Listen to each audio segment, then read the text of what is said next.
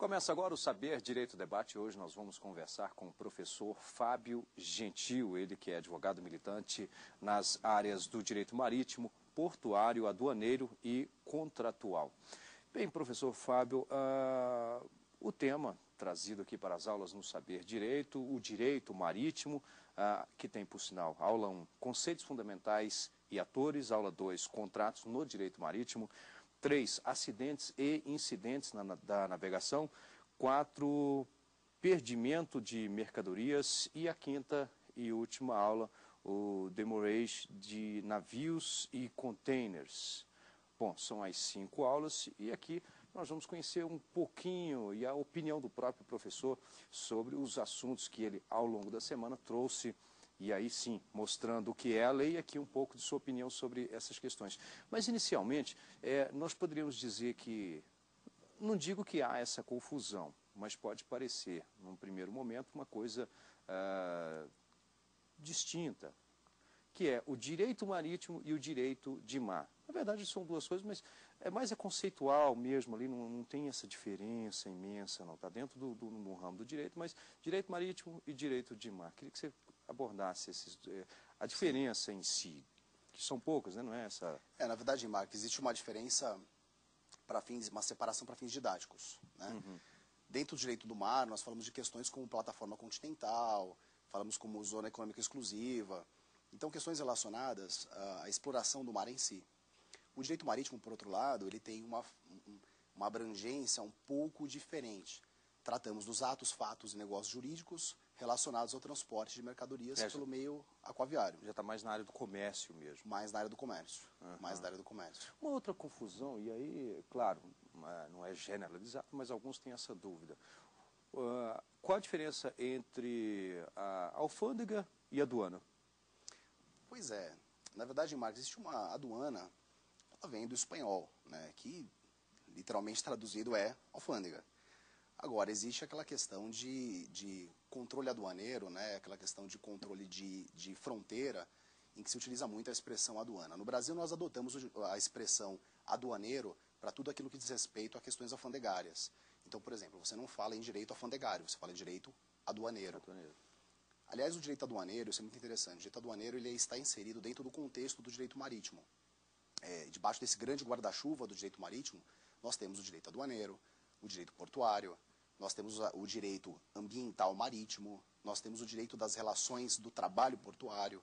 Então, o direito marítimo ele até acaba constituindo uma área um pouco complexa e difícil de se estudar. Primeiro, por ser muito prática, então o conhecimento unicamente doutrinário ele não é suficiente para tratar do direito marítimo, e por ter uma abrangência muito grande. Então, tratar de relações extremamente complexas e que, enfim, de ramos e sub-ramos do direito que se comunicam entre si e que exige uma habilidade muito grande do operador do direito para poder tratar dos problemas práticos. Tem como fundamento o que é o direito civil? Pois é, o direito marítimo ele tem um fundamento um pouco mais antigo no direito dos costumes, no direito consuetudinário e no direito inglês. O direito marítimo ele não é um sub-ramo do direito civil e nem do direito comercial. Na verdade, o direito marítimo ele é regido por princípios próprios e por mecanismos operacionais próprios. Então, o direito marítimo hoje é efetivamente um ramo autônomo do direito, né? Então, ele não está vinculado ao direito civil ou ao direito comercial. O que acontece é que as normas de direito marítimo elas são muito difusas. Então, nós encontramos normas de direito marítimo no direito civil, no direito comercial, no direito constitucional, no direito estrangeiro. Então, justamente o direito marítimo ele tem essa característica dessa complexidade normativa, né? Isso dificulta muito, né, o manejo no dia a dia. Algumas perguntas nesse caso, contextualizando isso aqui que nós estamos conversando, é porque ainda é um ramo talvez pouco conhecido, né? Embora, eu não sei aqui precisar, não me lembro agora, qual a nossa extensão de costa marítima. Nós temos mais de 7 mil quilômetros de costas. Pelos portos brasileiros foram movimentados em 2011, de acordo com algumas estatísticas, mais de 800 mil toneladas de mercadorias. Imagina. Então, assim, eu digo para você, realmente é, no mínimo, curioso que nós não tenhamos uma tradição maior do direito marítimo no Brasil. Mas existe uma questão aí fundamental por trás dessa falta de tradição, que justamente é a necessidade do conhecimento prático. O estudante do direito que hoje tem interesse em trabalhar com o direito marítimo, eu diria para ele o seguinte: se você está no primeiro, segundo, terceiro anos, não busque um escritório de advocacia para fazer um estágio. Trabalhe numa agência marítima. Vá na prática. Vá para a prática. Vá sujar o sapato no porto, vá conhecer um contêiner de perto, vá conhecer movimentação portuária, vá participar do dia a dia, porque isso que vai fazer a diferença. O conhecimento doutrinário, processual, ele é fundamental, evidente, para todo advogado. Mas o pano de fundo, né, na verdade, o direito subjetivo, na verdade, a estrutura do trabalho que vai ser desempenhado pelo profissional está relacionada a essa prática do dia a dia, do agenciamento, da compra e venda internacional, dos contratos de seguros. Então, quer dizer, isso faz a diferença. Talvez por essa razão, o direito marítimo no Brasil ele ainda não tenha deslanchado. De 2006 para cá, nós temos visto muitos cursos de especialização em direito marítimo crescendo no Brasil. Nós temos em Santos um curso de pós-graduação em direito marítimo, existe um no Rio de Janeiro, em Itajaí. Então, na verdade, existe um movimento de fortalecimento do direito marítimo no Brasil, mas ele ainda não chegou aos níveis necessários para que haja uma representatividade a ponto, por exemplo, de promover a codificação das normas de direito marítimo, que hoje eu entendo que seria uma necessidade para a nossa área. Vamos falar um pouquinho dessa necessidade. Então, daqui um pouquinho, nós vamos fazer agora um rápido intervalo e em seguida estaremos de volta com o Saber Direito Debate. Até já. Estamos de volta com o Saber Direito Debate, hoje conversando com o professor Fábio Gentil. No finalzinho do bloco anterior, nós falávamos justamente da codificação. Queria que você comentasse um pouco essa necessidade. Por que hoje dessa necessidade de uma codificação? Pois é, Mike, hoje nós temos uma situação difícil de gerenciar, que é essa dispersão das normas de direito marítimo no Brasil. Como eu disse, quando nós falamos de direito marítimo, nós temos também correlacionadas outras áreas, como o direito aduaneiro, o direito portuário, o direito ambiental. Então, fica difícil de tratar as matérias, de tratar alguns problemas, muitas vezes, porque você tem normas conflitantes. Quando nós tratamos, por exemplo, de transporte multimodal, nós temos normas de direito aeronáutico que são conflitantes com normas de direito marítimo, que, por sua vez, são conflitantes com normas que tratam do transporte rodoviário de cargas. Para uma mesma carga, para um mesmo contrato. Isso que eu ia pedir um esclarecimento para quem está nos assistindo, inclusive.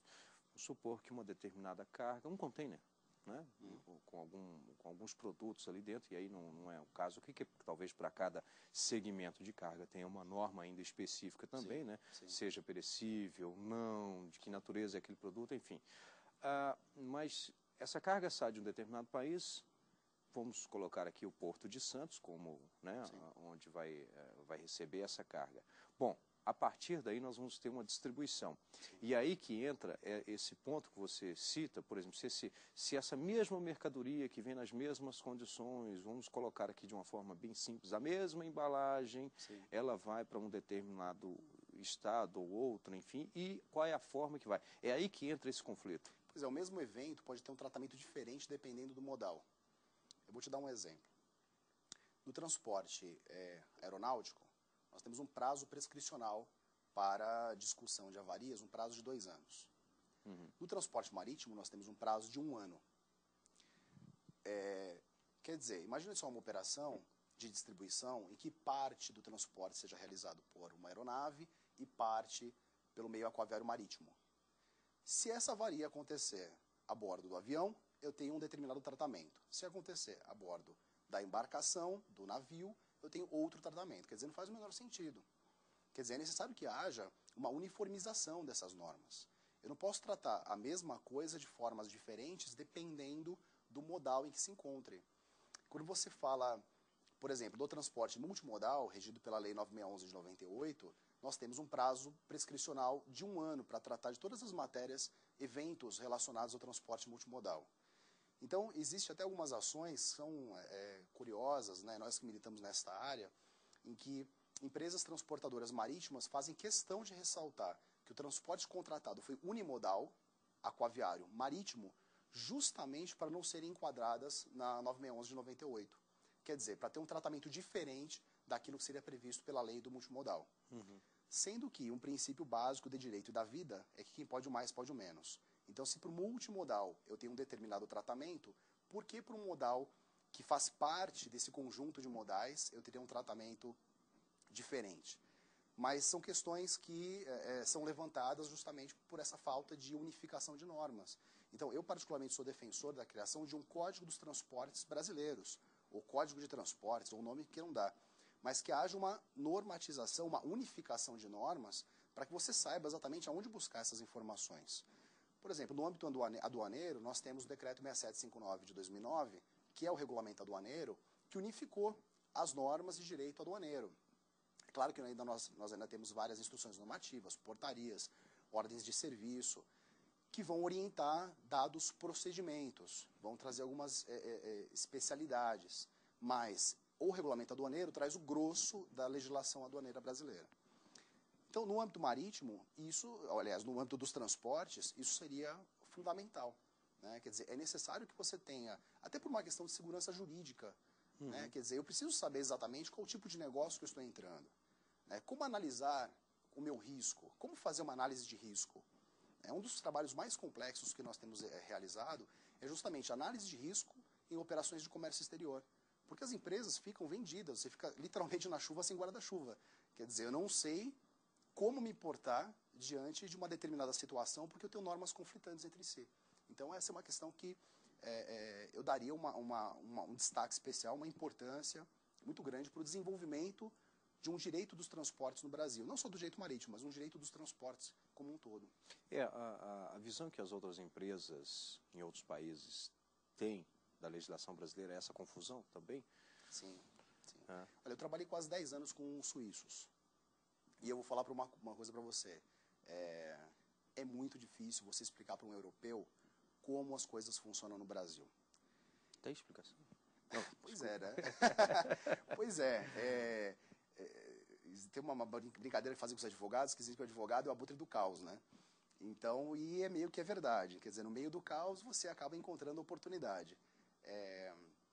Mas esse caos, ele causa um estresse muito grande nos profissionais. A gente enfrenta muitas dificuldades para explicar para o estrangeiro como as coisas funcionam por aqui.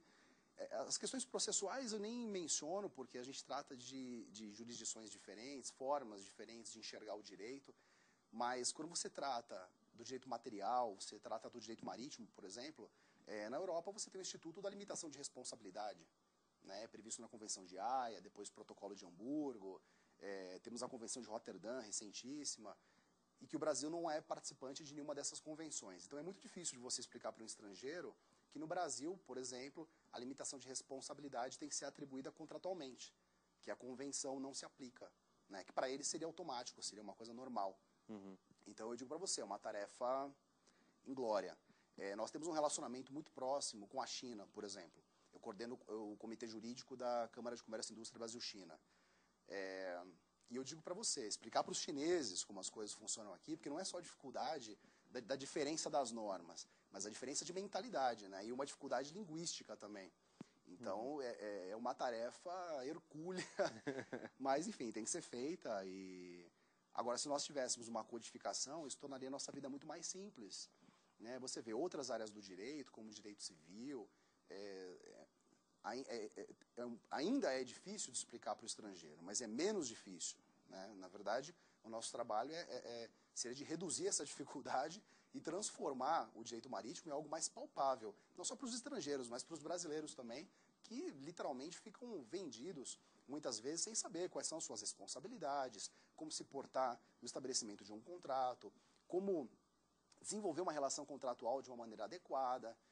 Então, enfim. Você diria que o país acaba perdendo dinheiro com isso? Não, Rimark, eu não diria que o país perde dinheiro com isso. Eu diria que, veja bem, o comércio é uma atividade que tem uma língua universal. Né? Eu lembro uma das primeiras vezes que fui para a China, e que eu peguei táxi, estive em certas situações de pessoas que não falavam inglês, e a linguagem universal prevaleceu, né? Então, quero ir para o hotel, quero comer, Então, o comércio ele é mais ou menos dessa maneira. Agora, eu te digo o seguinte, nós temos empresas brasileiras que estão quebrando por falta de conhecimento jurídico na área. Especialmente agentes de cargas, são empresas intermediárias dessas operações de transporte internacional. Eu tenho visto muitas empresas indo à falência por falta de conhecimento de certos detalhes do direito marítimo, e são realmente detalhes, mas que fazem com que uma empresa possa quebrar. Por exemplo, empresas importadoras, exportadoras, que não conhecem a fundo todas as hipóteses de pena de perdimento de mercadoria. E que se houvesse uma unificação das normas, elas teriam melhores condições de se posicionar e entender exatamente quais são os riscos que elas correm. Nós tratamos recentemente de um caso que foi emblemático, de uma empresa que cometeu um erro no registro da declaração de importação e que ela teve 6 milhões de mercadorias apreendidas no Porto de Manaus. Então, quer dizer, como que você consegue explicar isso para o empresário? Quer dizer, que um erro operacional de um registro de uma declaração de importação pode levar a empresa dele, uma empresa sólida, à falência. Então, é muito complicado. É muito complicado. Bom, nós vamos fazer aqui mais um rápido intervalo e em seguida estaremos de volta com o Saber Direito Debate. Até já. De volta com o Saber Direito do Debate, hoje eu converso com o professor Fábio Gentil, professor, advogado, militante nas áreas do direito marítimo, portuário, aduaneiro e contratual. Uma das... Claro, não dá para falar desse tema sem perguntar a evolução, afinal de contas, marítimo tem muito a ver com a nossa história. Mas antes, uma curiosidade que essa vocação sua para o direito marítimo, que já não é uma coisa tão comum como nós já conversamos agora há pouco. Sim. Você chegou inclusive a dar dicas aí para os estudantes que querem seguir esse caminho. Mas a sua escolha, morava ali perto do porto, teve interesse ou não foi isso? Então, Mark, na verdade, a minha mãe, eu tenho um histórico familiar na área do comércio internacional. Minha mãe trabalhou quase 30 anos por uma agência marítima. Ela trabalhava com telex. Eu passei muitas férias escolares brincando com aquelas fitinhas. Mas, assim, nunca tive a ideia de trabalhar nessa área. Foi uma coincidência, na verdade. Eu dava aula particular de inglês, fui convidado para trabalhar numa agência marítima, para tratar do trade Américas. Eles precisavam de uma pessoa que falasse bem inglês para atendimento a clientes. Dentro dessa empresa, eu tive a oportunidade de trabalhar em outras áreas, trabalhar com planejamento de cargas, trabalhar com faltas e avarias. Enfim, tive a oportunidade de vivenciar todas essas atividades de agenciamento marítimo, transporte internacional. E num certo momento nós tivemos, eu já era estudante de Direito, tivemos a oportunidade de estabelecer um departamento jurídico. E isso foi muito, muito gratificante, porque esse departamento cresceu, se tornou autossuficiente. E a partir disso, meio que desse momento, eu entendi que o direito marítimo seria uma escolha válida, né? Você sabe muito bem que a advocacia, como qualquer outra atividade empresarial, ela está sujeita à concorrência, está sujeita a, enfim, relacionamentos de mercado. Então você precisa sentir o mercado e entender o que o mercado precisa, né? Então, eu observei que havia um nicho ali que precisava ser preenchido, e aí, por fim, me especializei, enfim, fui seguir esse caminho, pós-graduação, cursos no exterior, e estou aí há 10 anos já trabalhando com o direito marítimo. Que bom, falamos de sua evolução nessa área e agora a evolução realmente a evolução do direito marítimo. Então, Rimarco, o direito marítimo, na verdade, no Brasil, eu acho até um pouco complicado a gente falar só no direito marítimo. Hoje seria mais fácil falar num direito multimodal, ou direito dos transportes. E aí envolvendo todas essas áreas, comércio, relações internacionais. Porque, veja bem, qual que é a base de tudo? É a compra e venda internacional. Só existe porto porque existe carga para passar por esse porto. Só existe aduana, só existe controle aduaneiro porque existe carga para ser controlada. Só existe transporte internacional porque existe carga para ser transportada. Então, a compra e venda internacional é a base de tudo. E quem compra e vende quer um atendimento completo. Hoje fala-se muito em logística integrada. Então, o exportador, ele quer alguém que pegue as cargas lá da sua fábrica do interior, leve até o porto, ou leve até um terminal. Deste terminal, essa carga vai passar por um processamento, embalagem. Então quer dizer, uma série de serviços que o importador e exportador requer. E esses serviços, eles necessariamente envolvem múltiplos modais. Então nós temos o transporte marítimo, nós temos transporte rodoviário, aéreo, ferroviário. E esses modais se comunicam. Então faz muito mais sentido, e essa é a evolução do direito marítimo no Brasil, tratar de um direito dos transportes, um direito multimodal. Eu, particularmente, trabalho muito com agentes de cargas que são operadores logísticos por excelência, né? A FIATA, que é o organismo que trata dessas empresas internacionalmente, chama de arquitetos do transporte. Eu acho que é um nome bem representativo para aquilo que eles fazem. E esses arquitetos do transporte, eles precisam desenvolver soluções logísticas adequadas para os seus clientes, levando as mercadorias da origem até o seu destino final. Então a integração... Passando por esses diversos setores que nesse meio acabam... Então essa integração é necessária. Então qual seria a evolução do direito marítimo? Para um direito multimodal, um direito dos transportes como um todo. Bom, vamos aqui para as indicações de literatura. E o professor Fábio Gentil nos traz aqui o curso de Direito Privado da Navegação, volume 1, Direito Marítimo. Está aqui esta obra. Sim. Eu trouxe aqui para você duas obras que são consideradas clássicos do direito marítimo, o livro do professor Sampaio de Lacerda, que é uma base para todos que estudam direito marítimo, e eu trouxe também o livro, o Tratado de Direito Comercial, do professor Valdemar Ferreira. Esse outro. Tá, mas tem uma diferença que volume 1 e volume 2, não é isso, né? Não, é que na verdade o volume 2 do professor Sampaio de Lacerda, ele trata de direito aeronáutico. E eu trouxe também esse terceiro livro, que é o curso de Direito Marítimo da professora Eliane Ottaviano, que é uma doutrinadora, uma pessoa que dedicou um tempo enorme à produção dessa obra, são 2 volumes. É uma obra que é imprescindível para qualquer estudante do direito marítimo. E, na verdade, eu teria outras obras que poderia mencionar, mas nós temos muitas coisas do direito inglês, né? Então, são livros estrangeiros. Aliás, uma outra dica que eu deixaria para o estudante do direito, aquele que quer trabalhar com direito marítimo, faça inglês. Estude inglês. É impossível trabalhar com direito marítimo sem dominar a língua inglesa, né? 2 dificuldades para quem trabalha com direito marítimo. 1, o jargão, porque são termos muito específicos. E 2, o inglês. Sem dominar o inglês, é uma tarefa quase impossível. Bom, na verdade, no mínimo o inglês, né? Porque certamente ali num porto, eu imagino aqui que tenha navios vindo de várias partes, então automaticamente... Nós temos hoje, por exemplo, a proliferação dos cursos de mandarim, né? Dada a importância da China nas relações comerciais, os cursos de mandarim têm se tornado cada vez mais comuns. Mas para você falar mandarim, você deve demorar pelo menos uns 10 anos para falar bem.